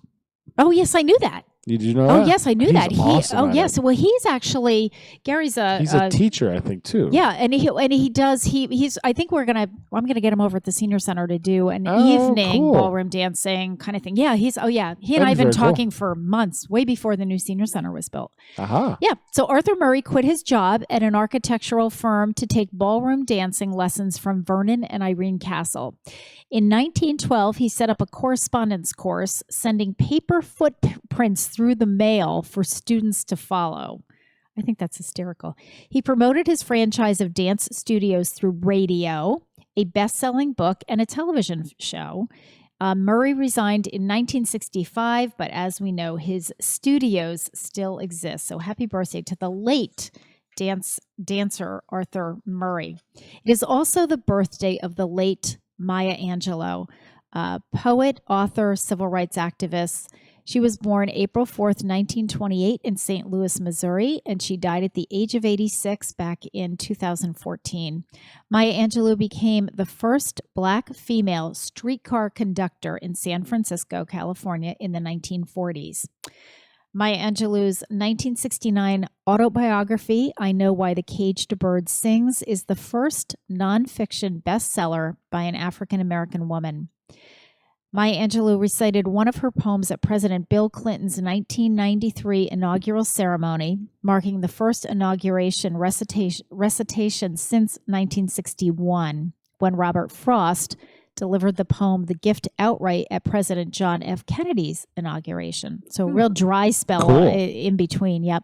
Maya Angelou is the first African-American woman to have her screenplay produced for the 1972 film Georgia, Georgia. MLK Jr., Martin Luther King Jr., was assassinated on friend Maya Angelou's birthday, because we've already talked about that. And Martin Luther King was assassinated today on April 4th. That also coincided with Maya Angelou's birthday in 1968. And after that, Maya Angelou stopped celebrating her birthday for many years after the assassination of her good friend, Dr. Martin Luther King. I can understand that. Yep, I can as well. It is also the birthday of actor Craig T. Nelson. He was born April 4th, 1944 in Spokane, Washington. He's 74 years old today. Nelson dropped out of college to pursue acting, but infrequent television roles left him and his family on welfare. His big break came in the 1982 film Poltergeist. He later played Hayden Fox on the TV series Coach, which ran for 8 seasons and earned him an Emmy. I used to love that show, Coach. It was a great show. Most recently, Craig T. Nelson played the patriarch on the 2010 television hit series Parenthood. And I thought I got to meet Craig T. Nelson. You did? Yes. How did you meet Craig T. Nelson? That's so cool. I did a series with Jim Klein, Channel 40. Yes. Down at Lime Rock Park. Okay. And they had a celebrity race with the Dodge Neons. They had racing Neons. Okay. And so it was a celebrity race series, and Craig T. Nelson wasn't part of the series, but he was racing at that time, Formula 5s or Saabs or something. Okay. But he was a really good racer. I did not know that. And Jim talked to some of the stars that were involved in the Neon series, but then we sat down and did an interview with Craig T. Nelson, and we spent a couple hours with him. We had a blast just talking racing and sports and stuff like that. And he was giving Jim tips, and it was funny. He was like, the corners in this place, you got to do this in this corner and this in that corner. And he was a really serious racer. That was his passion besides acting. He loved to do road course racing. Oh yeah, he's really good at it. Yeah. That's great. I loved him in the series Parenthood. Well, I loved the series Parenthood. That was one of my favorite all-time Just a shows. nice down-to-earth guy, And he came across that way in that series, too, as the dad, just kind of down-to-earth, trying to manage these 4 very diverse kids. We were talking about Gary's family and the siblings, same kind of thing. But, so he's 74 years old today. Is that what I said? Might still be racing. You never know. Yep, 74. So happy birthday to Craig T. Nelson. And finally, it is the birthday of the late Dorothea Dix, who was an activist and educator. She was born April 4th, 1802 in Hamden, Maine, and died in 1887 at the age of 85. At the age of 12, Dorothea Dix left home to live with her grandmother in Boston and then an aunt in Worcester, Massachusetts. She began teaching school at the age of 14. In 1819, she returned to Boston and founded the Dix Mansion, which was a school for girls, along with a charity school that poor girls could attend for free. The course of Dix's life changed in 1841 when she began teaching Sunday school at the East Cambridge Jail, a women's prison. She discovered the appalling treatment of the prisoners, particularly those with mental illnesses, whose living quarters had no heat. She immediately went to court and secured an order to provide heat for the prisoners, along with other improvements. Dorothea Dix began traveling around the state of Massachusetts to research the conditions in prisons and poorhouses, and ultimately crafted a document that was presented to the Massachusetts legislature, which increased the budget to expand the state mental hospital at Worcester. But Dix wasn't content with reforms just in Massachusetts.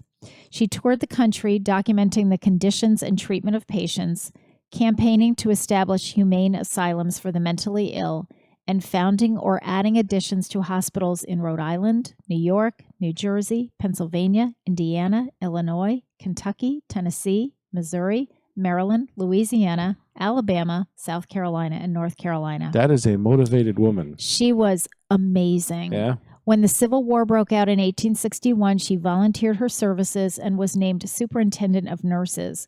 She was responsible for setting up field hospitals and first aid stations, recruiting nurses, managing supplies, and setting up training programs. After the war, she briefly returned to her work on behalf of the mentally ill. She contracted malaria in 1870 and was forced to abandon aggressive traveling, although she continued to write, lobbying for her causes. She took up residence at the hospital she had founded 40 years earlier in Trenton, New Jersey, and died there on July 17th, 1887. Yeah, she was an amazing champion for people with mental illness. Yeah. And so to this day, I mean, I think she was. And you know what struck me when I was doing the research on this was that she helped to establish humane treatment at mental hospitals. And I feel sometimes things have gone full circle, and we closed a lot of those larger state mental hospitals throughout the country, but we did it without really having a good plan. Saying this for years. and so have a lot of people in the field. We've all seen it, and so people ended wonder up why you with have the uptick in violent crime and these mass and things and things like that. Yeah, and homelessness, because a lot of those people. it was a great idea to think that we could close the large hospitals and have people go to smaller group homes. That was wonderful for the few who actually ended up in small group homes. We just didn't have enough small group homes. You can't close a hospital for 2,000 people and then have homes, group homes for 20 people, and you've got a handful of them, because what happens to all these other people? Yeah, we'll close the hospital, turn you all loose, and we'll fund it. No, it didn't happen. And that was a huge problem. But anyway, thank you to Dorothea Dix for at least making us aware. It's 7:16. All right, we're going to take our next break, and let's see. I did the longer song second half. So this is my favorite Janis Joplin song. Again, we're celebrating the birthday of music producer Clive Davis, who really discovered Janis Joplin, and this is her "Me and Bobby McGee."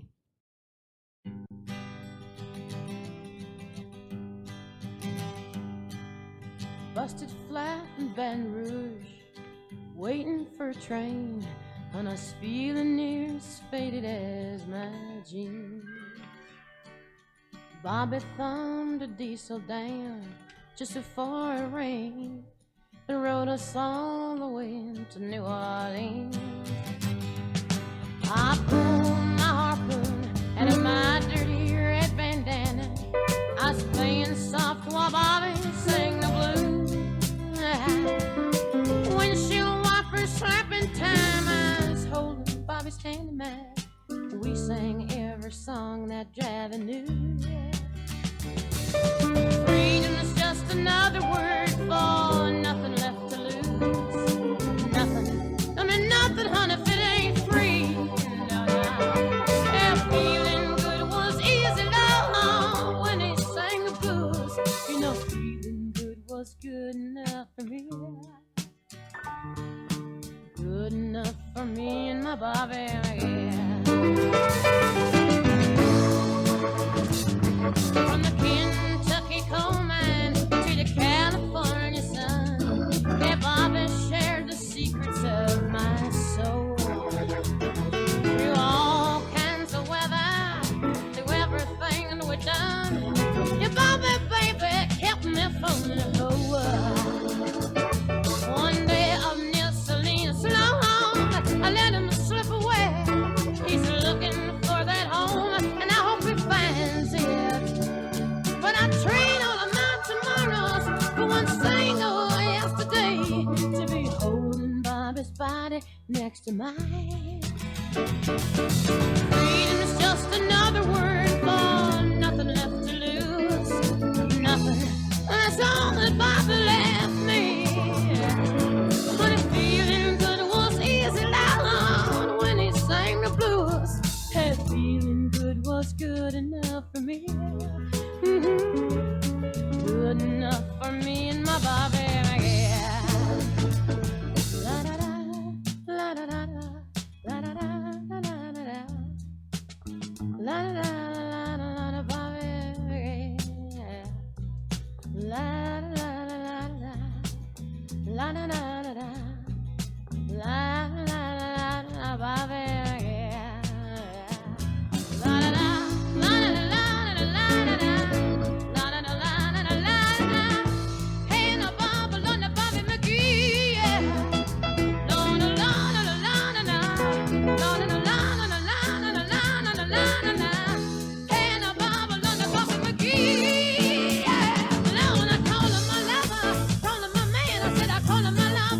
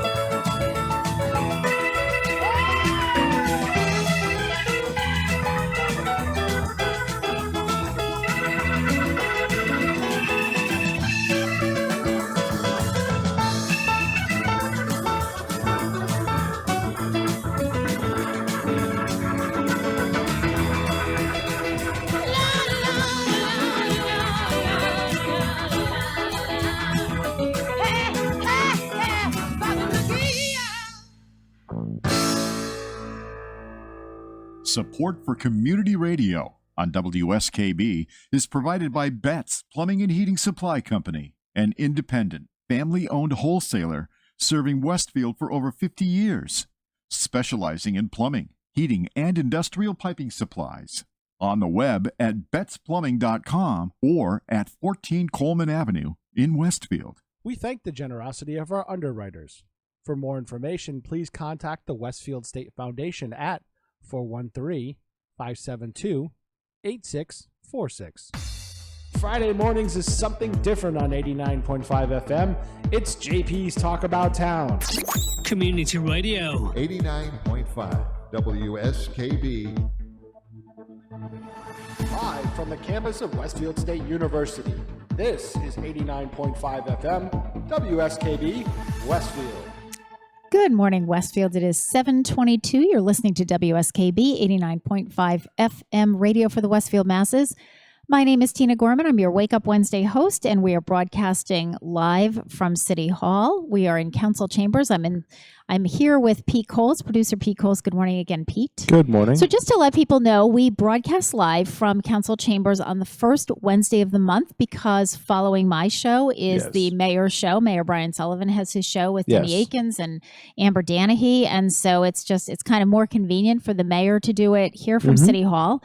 I like it because it's kind of closer to the senior center, so easy to get here. I'm kind of pulling the hosts as we go along. I'll do it on the air to put you somewhat on the spot. Okay. Would you be interested in doing the Big E, like broadcasting from the Big E, if we can get it going? Because there is activity early in the morning. Yeah, I mean, I'd be okay with it. I live in West Springfield, so it's that would be fairly convenient for me. Yeah. I mean, I can do it. I'm okay with it. I can go either way on that one. Just because I know, I mean, there are people there. It's not like during the height of. This is the cool part, though, when you see people really getting set up, and we're more apt to get guests. Yeah, yeah. All right. Well, it's certainly something that we can consider. But yeah, from my standpoint, I'm good with it because it's 10 minutes from my house. So yeah, I'm just trying to, because I thought it'd be cool to not do the whole run. Yeah, I was going to say, maybe do like a week. Yeah. Or something like if that. we did like 1 week, and so each host was there once. Yeah. And I think that would be it starts on a Friday. We could do that first week and then be fine after that. Yeah, and I think, and that would kind of give us if we just committed to 1 week this year, see how it goes. If we love it, we want to do it more the next year, fine. If we find there are a lot of bugs that we didn't realize were going to happen, but yeah. All right. Sounds like a plan. All right. April 4th is National Walking Day. Now, you're going to have to get creative with this today because we've got a really lousy day out there. But the first Wednesday in April is National Walking Day. The American Heart Association sponsors this day to remind people about the health benefits of taking a walk. Wear your sneakers or take them with you to work. And at some point in the day, you are encouraged to take a 30-minute walk. And here are some great ways to make that 30 minutes more enjoyable. First of all, you want to wear comfortable clothes. Take a friend to pass the time. Make sure to stretch those muscles before you start. Bring a water bottle and move your arms a little bit too. And if you really want to be ambitious, you can grab a couple of like 1 or 2 pound weights to walk, to carry while you're walking. But you are I don't have that issue. I carry enough weight. Thank you. You are going to have to be a little creative today because it's not a great day. However, it is going to warm up. So if you walk before 4 o'clock, because it's going to start to get windy, right. You can just carry an umbrella. Yep, dodge the raindrops. Yep, just dodge the raindrops. Find some indoor walking space. If you're ambitious, you can go up to the Holyoke Mall, but you can stay right in Westfield. Go to the Bonton. Go to Price Right. Just walk around the aisles. You can certainly do that. Absolutely. Come to the senior center. Walk the halls of the senior center. We have nice long halls. If you want to be ambitious, you can go up and down the stairs. Our stairs are really nice. A lot of people have told me they're not too steep, so they're very walkable stairs, and we do have a little rest place in the middle of the stairs. Yeah, we have a little mid-span. So anyway, happy National Walking Day, and it is also National School Librarian Day. April 4th is National School Librarian Day. It is set aside to honor all school librarians. School librarians spend long hours keeping the library organized, helping our children find the resources they need to keep learning, and they're dedicated to creating an environment that they can learn every day of the year. Their work is an impressive accomplishment. The school librarians provide guidance and expose our youth not only to texts, print media and literature, but also to digital resources and the technology to connect them to libraries around the world. A school librarian's ability to manage scores of media and a library full of students with numerous projects and schedules is astounding. So, how do we observe National School Librarian Day? Well, remember the school librarian on this day. Take a little gift or a little card and just say thank you. So, happy National School Librarian Day. Happy National Walking Day. So, all kinds of important days today. All right, a few things coming up at the Senior Center before we take a break. I'll do the really big stuff first. So tomorrow is our Senior Safety Luncheon. So this is a ticketed event. It was postponed. We normally would have done this on the Thursday of Retire the Fire Week, which was the first week in March. However, we ended up with snow on that Thursday, so we postponed it until tomorrow. Because we had some people who couldn't make it tomorrow but could have made it back in March, we did end up with some extra tickets. So I have about a dozen tickets left. So if you still would like to attend tomorrow's Senior Safety Luncheon, it begins at 11:15. The menu is corned beef and cabbage, carrots, potatoes, and bread pudding for dessert. The tickets are $3, which is our normal lunch ticket price, but you do have to purchase them in advance. We're not selling any tickets tomorrow. So I would suggest that you purchase your tickets by noon today, because we will be setting up for this luncheon later on this afternoon. So we will have our definite count by later this afternoon. So if you're interested, join us. We will have, I think we will have both Deputy Fire Chief Patrick Egloff as well as Seth Ellis from the fire department doing the presentation. Always a good presentation. I'll actually be also doing a little piece of that myself. We'll have a few different topics that we're going to cover. So the safety presentation piece will just be about a half an hour. We have some wonderful door prizes that follow along with the theme of safety in the home. Very cool. So we have some really great door prizes. So if you're interested, it is tomorrow, 11:15, but you need to get your ticket today if you don't already have one. Yep. And otherwise, if you don't have a ticket, you're going to have to find someplace else to eat tomorrow. Okay. And having said that, I can tell you that tomorrow is the first Thursday of the month. So Yes. I'm going to, before the break, I'm just going to do a little commercial here for my good friends at the Westfield Athenaeum. So, for a while the when concerts. Yes, the Right, first okay. Thursday concert series. So for over a year, we were hosting them while they were renovating the Athenaeum. Yep. They are back at the Athenaeum now. So tomorrow's concert, for those of you who don't have tickets to the Senior Safety Luncheon, the concert's at 12 noon. So there is your There's your alternative, There's your yeah. alternative. Here's your plan B. John Berman will be performing. After hitting the road with countless bands as a sideman, songwriter John Berman picked up a guitar and brought his own music to life. So he's influenced by musicians such as Jimmy Buffett, Kenny Chesney, and Willie Nelson. I So think he's been on definitely. Jay's show. Okay. Seems to me he's been on somebody's show. Okay. Well, it sounds like he's definitely got sort of the more of a country flair. Yep. His Singer-songwriter. Good. Yep. I've heard his music. He's Yep. pretty good. Music covers many genres that appeal to a wide listening audience. If you'd like more information, you can call the Athenaeum at 568-7833. But otherwise, you can just go at 12 o'clock. There's no advanced sign-up. It's that There's no word charge. free. That's right. It's the word free, and it is at the Athenaeum. The superintendent's So- favorite word, free. Free, exactly. So that is at the Athenaeum first Thursday concert tomorrow. All right, it is exactly 7:30. You are listening to WSKB 89.5 FM radio for the Westfield Masses. Again, we're celebrating the birthday of the wonderful music producer Clive Davis, who also produced for Whitney Houston. This is "I Will Always Love You." If I should stay, I would only be in your way. So I'll go, but I know I'll think of you every step of the way.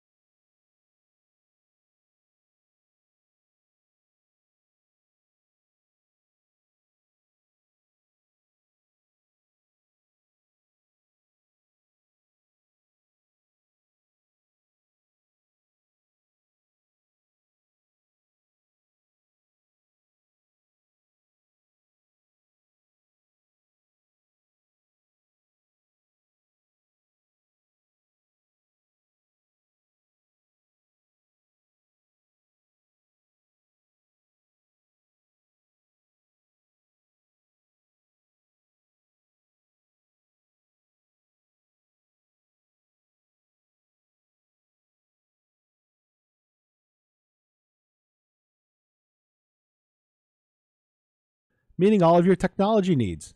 On the web at WCA.com. Support for the community programming of WSKB is provided by Comcast and Xfinity.com, offering Xfinity TV, Internet, home phone, and home security services.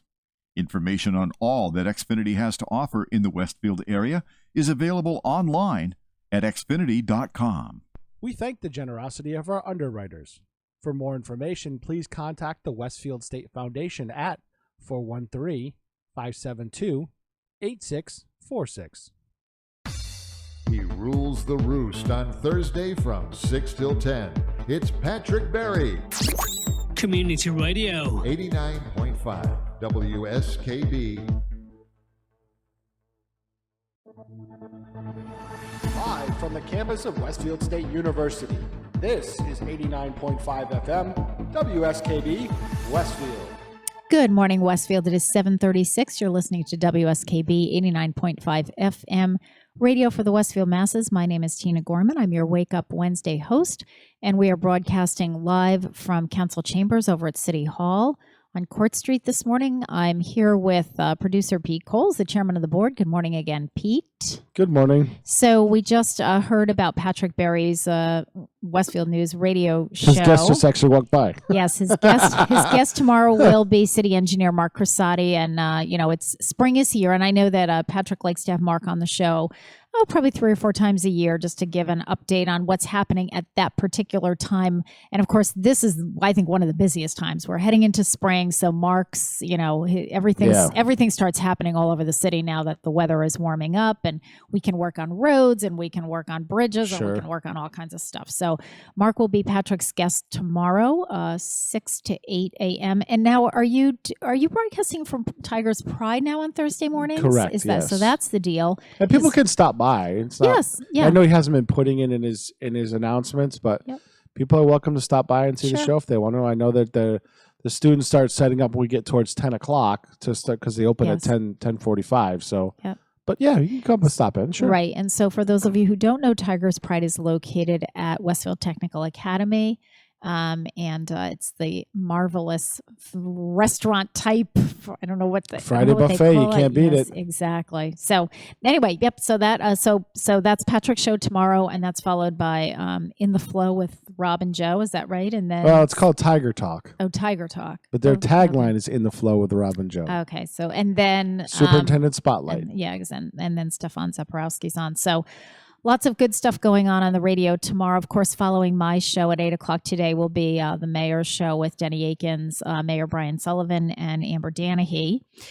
Okay, so a few announcements. Pete mentioned before early the first hour when Dr. Gorman was here that we have our Senior Options 2018 event coming up at the Senior Center.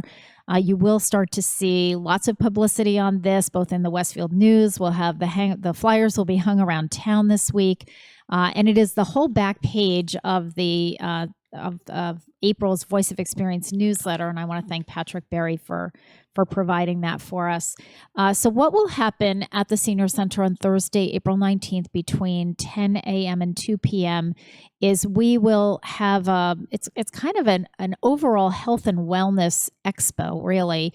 We'll have representatives and vendors dealing with community support services for older adults, travel, consumer information, government, medical and disability services, housing, skilled nursing facilities, and leisure and recreation. We have local organizations. We'll have some of the state organizations will be in there. The Mass Commission for the Blind will be there. The Senior Medicare Patrol Commission will be there. Senator Donald Humison will be collecting worn out or damaged American flags so that they can be disposed of or retired respectfully. You can't just throw your worn out American flag in the trash can. We don't do that here in this country. But a lot of times people don't know what to do with it. Like they know they have to, there are some there's a protocol to that, but people aren't sure what it is. So we'll be collecting those flags at Senator Hummerson's table, and he will have them disposed of respectfully. We will have our local legislators there. Representative Velas will be there. Senator Hummerson, if not himself, someone from his office will be there. I think Mayor Sullivan will be there for a time. And we try to make it fun as well as informative. So we will have, the YMCA will be there, the Athenaeum will be there. Whip City Travelers will be there. So it's not just about medical and housing and support services, although that's a big part of it. So it's a great way to get information, but also about some fun things that you can do as well. So again, that is Thursday, April 19th. It's always the Thursday of the school vacation week. And this is a wonderful opportunity for both older adults as well as family members of older adults who are looking for that information that Dr. Gorman was talking about first hour. And as Pete pointed out, this is a great way to get a lot of information all under one roof, one place, one time. You can actually talk to people face to face that provide these services and ask them questions, get information, and then you can follow up down the road with those that you think would be most helpful to you. So that is a huge event. We do this every April. So that's coming up. And again, expect to see lots of information and advertising for that. A couple of announcements. Next Wednesday, which is April 11th, the Senior Center will open at 10 a.m. We will have no morning coffee, and we will have lunch that day, but no morning coffee will be available. The COA staff will be participating in a very important safety training. And so we're just going to close the center. So we will open at 10 o'clock in the morning. So any of our regularly scheduled programs after 10 o'clock will take place. The Sassy Stitchers will meet, but instead of meeting, at 8:30 or 9 o'clock, it'll be 10 o'clock. The same with the Whip City Travelers. They're usually there from 9 to 12. They'll be there from 10 to 12 next Wednesday. So again, that is on the front page of this month's newsletter, but just to give everyone a heads up. So we will have lunch that day. We will be serving lunch that day, but no morning coffee as the entire staff is going through a training. And then also Tuesday, April 24th, no food service on that day. My kitchen staff is going to be attending a conference. Like, how cool would that be? They're attending this all-day culinary conference. I said, no fair. They better get fed. That sounds like a great conference. Well, I want them to come back with all kinds of great ideas of, maybe some new things that we can try at the center. So, and again, that's on the front page of the newsletter. The Voice of Experience newsletter has hit the streets. It's also online. It's on the city website. If you go into www.cityofwestfield.org, under departments, go to Council on Aging, and that will bring up all of our services and programs, as well as you can just click on the most recent newsletter.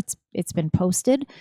The Whip City Travelers, speaking of the Whip City Travelers, I was just a minute ago, they are now open at the Senior Center Monday, Wednesday, and Friday from 9 a.m. to noon. They used to have some different hours on different days of the week, but decided let's just keep it consistent. It'll be easier for everybody to remember. So Monday, Wednesdays, and Fridays in the morning, 9 a.m. to noon. There's someone at the Whip City Travel office, which is located right inside the door of the Senior Center. So if you want to pay for a trip, sign up for trips or whatever, that's your time to do it. I also want to publicly thank the outgoing president of the Whip City Travelers. Arlene McGavin has been president of the Whip City Travelers before I came to the Senior Center. So really? Over 12 years. Wow. Right. And Arlene has experienced some health issues over the last couple of years and has kind of struggled through and has been actually doing a lot of the work from her apartment. But she kind of feels like it's time to pass the torch. So she's in the process of passing the torch to Linda Powers. So Linda will be kind of transitioning in. And, Arlene is just being so wonderful and so gracious about it. She said, I don't want this to just get dumped in somebody else's lap. She said, she's working with her. So it'll be a few months of a very smooth transition as Arlene kind of teaches Linda, all the tricks. Don't you wish they could all go like that? I do. I do. Staffing including. Well, that would be so great. But anyway, so thank you to them. Probably at the end of the month or possibly early next month, I'm going to have Karen Noblet on my show. Karen is our senior benefits coordinator because we're going to talk about the fact that we have new Medicare cards coming this is huge. Karen said to me yesterday, this has been 10 years in the works. So this is a national effort. And the main reason for that is because in the past, traditionally, your Medicare number has been your Social Security number. Oh, so they So changed you're it. carrying around that Medicare card, just like you remember it used to be your driver's license. Same yep. thing. So you're carrying around those, and you need to have your Medicare card because Right. if you go to the doctor, you go to the hospital, you're in an accident. But if you lose your emergency, wallet, then somebody has your Social Security number. So Right. huge effort. This is it's massive. I mean, you can imagine how many people are on Medicare. It's just a massive undertaking. So Karen's going to come in and be a guest. I talked to her yesterday, so we have to solidify the date. So we're going to talk about the process of how that's happening with the changeover, because that's a very big deal. I do want to remind folks that the Voice of Experience newsletter is available online. And, it's 7:46. And then I have another plea, but I'm going to wait until after the break to get into. I want to talk a little bit about our companion program and our need for volunteers in that program. But right now it is 7:46. You're listening to WSKB 89.5 FM, radio for the Westfield masses, and the final of my Clive Davis, my songs in honor of the birthday of music producer Clive Davis is Smooth by Santana.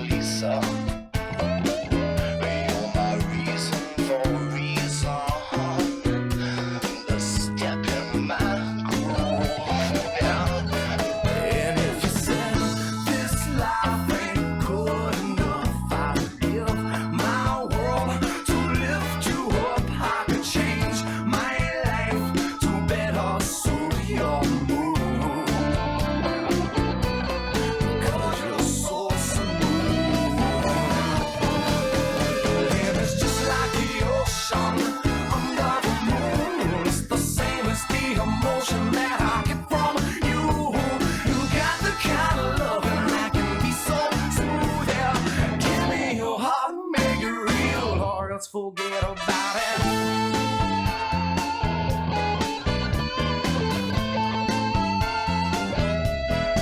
But I'll tell you one thing: if you would leave, it'd be a crying shame.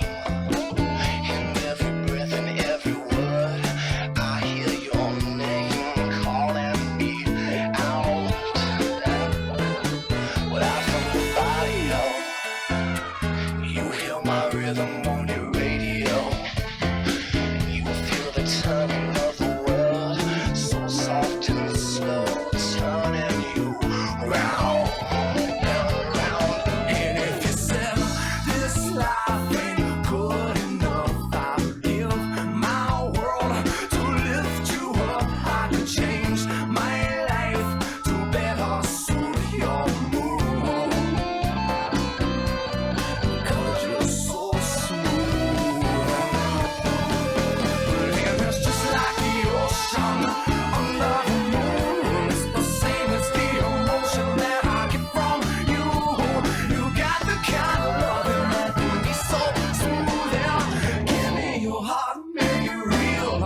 Forget about it.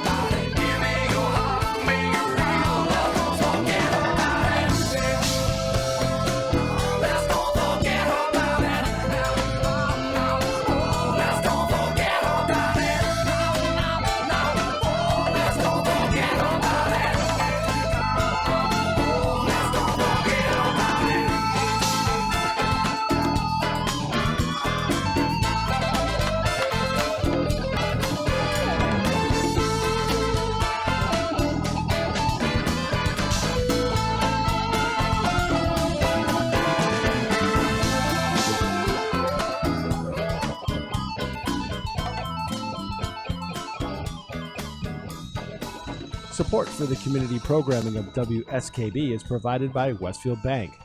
For more than 160 years, Westfield Bank has been an important community presence and commercial leader in the Pioneer Valley, with convenient full banking services in Westfield, West Springfield, East Longmeadow, Agawam, Feeding Hills, Springfield, Southwick, as well as Enfield and Granby, Connecticut. Visit us on the web at westfieldbank.org. Support for the community programming of WSKB is provided by Bay State Dental.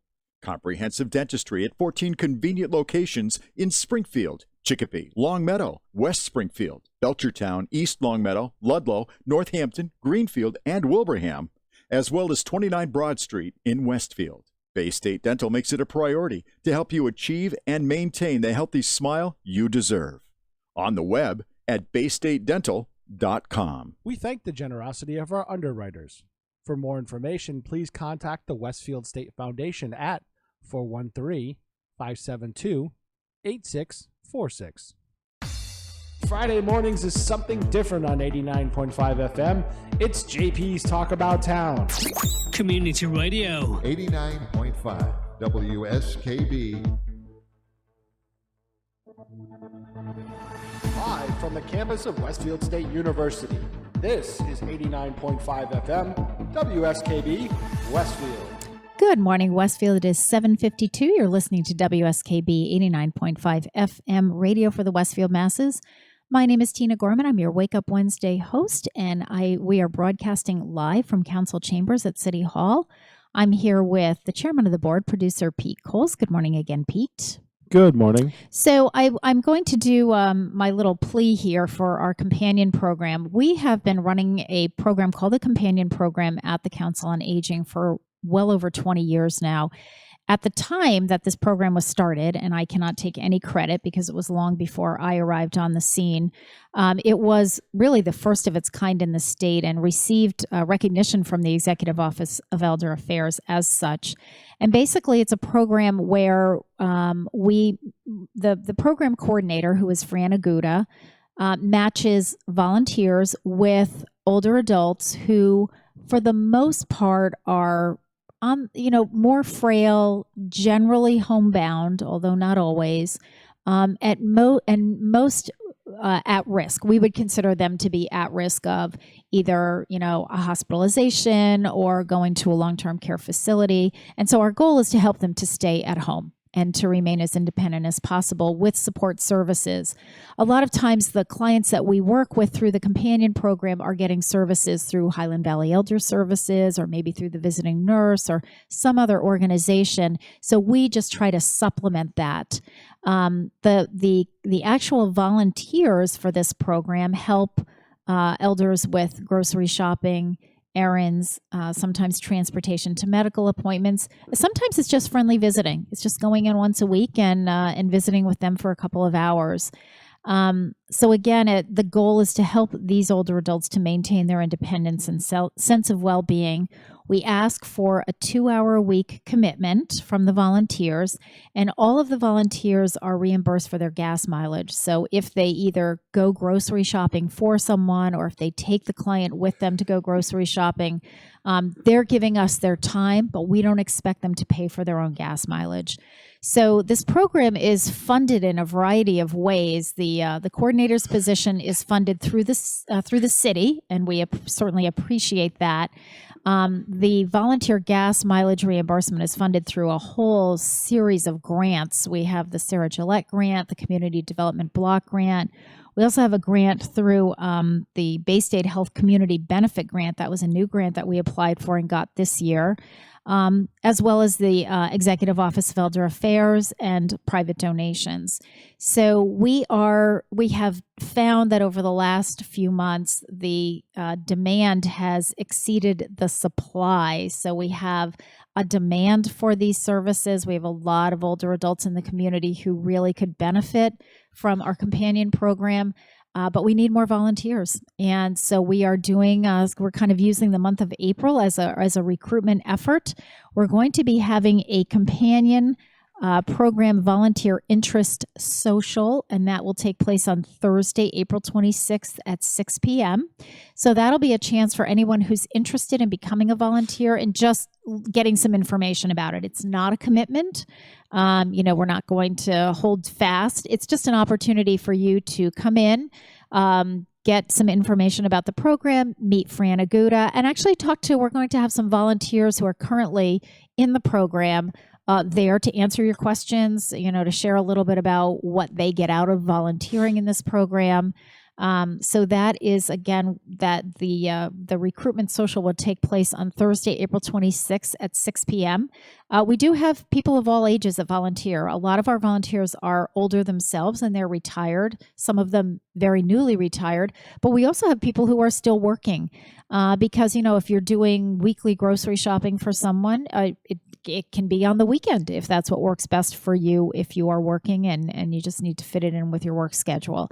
So to sign up for the social or to just get more information about the program, you would want to contact Fran Aguda at the Senior Center, and Fran's number is the Senior Center number, which is 562-6435. And we lately have been running press releases looking for volunteers, and Fran said what we're getting is more seniors who are looking for the service. Oh, so although she was very excited because yesterday she had phone calls from 2 potential volunteers, 2 people who are interested in it. And it is not like we need hundreds of volunteers, but we just need some steadies. We need a few good people. Yeah. So if you're interested, please give us a call, 562-6435. We've had, in the last couple of weeks, we've had some guests on, so I just want to reiterate some of the upcoming events that they're working on. Last week, we had Beth Cardillo from Armbrook Village, and she was talking about this Saturday, the program called Painting the Face on Alzheimer's. It's a benefit gala. It's up at the Log Cabin. It's $50 a person, and I believe that you can still get tickets. You can contact Claudette Smart at 636-5462. That event is this Saturday. It starts at 5:30 p.m. Gary and I will be there, so I hope that you will join us. Again, that number is 636-5462 for the Alzheimer's Benefit Gala. We also had Bill Westerland on. He was talking about the upcoming Articulture event, which will be on April 20th. From the opening is Friday, April 20th from 6 to 8 p.m.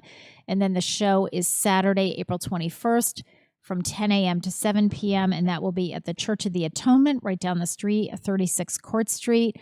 A variety of artists. And he also talked about the Images and Words Poetry Contest, right? Which also was, I believe, a front page story either yesterday's Westfield News or the day before. Yep, and I know Danny Nason's been promoting it all over the place, so it's been getting a little and a lot of publicity around the area, which I think is a great idea. Yeah, I think it's a great idea as well. It's called a cross promotion. It is. So, so.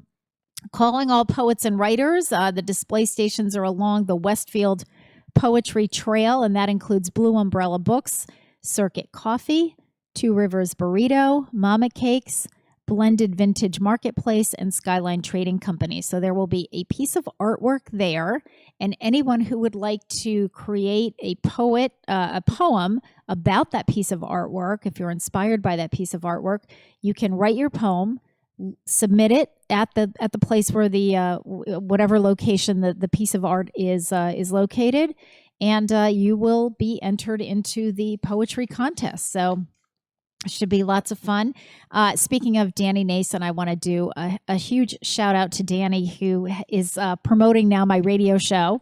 I saw that. You're sending him the agenda? And you know what? But thank you to Danny, because I forget to send it, but he sends me a little email reminder now the day before. Who are your guests? I tell him my guests and whatever the topic is going to be, and then he'll send me this wonderful promotion. He's good at doing graphics. Yeah. He is terrific. So thank you so much, Danny. I really appreciate that. That's great. great. And my last announcement is and I haven't done a lot of announcing on this one, but it's coming up. CSF Westfield is doing for their Dollars for Scholars. They're doing their shredding event at the Senior Center in the parking lot in 2 weeks. Right, yeah. Saturday, April 21st from 9 a.m. to 1 p.m. or until the truck is full. Rain or shine, no early birds, please. It starts at 9. Don't come early. Gotcha. It will be in the Senior Center parking lot. Bring your documents to be shredded and recycled. They're asking for a $5 donation, which goes to CSF Westfield Dollars for Scholars for every box. There is a limit of 3 boxes. So, and the shredding is done by Valley Green Shredding, which I believe donates their time to this. So we appreciate that as well. Very nice. Yeah, so that's CSF Westfield. Again, the date on that is Saturday, April 21st from 9 a.m. to 1 p.m. Up to 3 boxes to be shredded. And you know what? It's a great event. Tax season is over. So if you have old tax forms, old things with, vital information, name, address, bank account numbers, social security numbers, anything like that, you don't want to throw that in the recycle bin. That really needs to be shredded. There you go. It is 8:01. You are You listening forgot to Billy Joel. He's a Clive Davis guy. Well, there were just so many to choose from. I'm going to keep the theme going. Okay, all right. Pete's going to keep the Clive Davis theme going because it's the birthday of music producer Clive Davis. He produced for all these amazing stars. I picked out my favorites, although Kelly Clarkson, Billy Joel. Aerosmith. I know. Pete, the sky's the limit. You have another 2 hours, so go for it. It is 8:02. I will see you next week.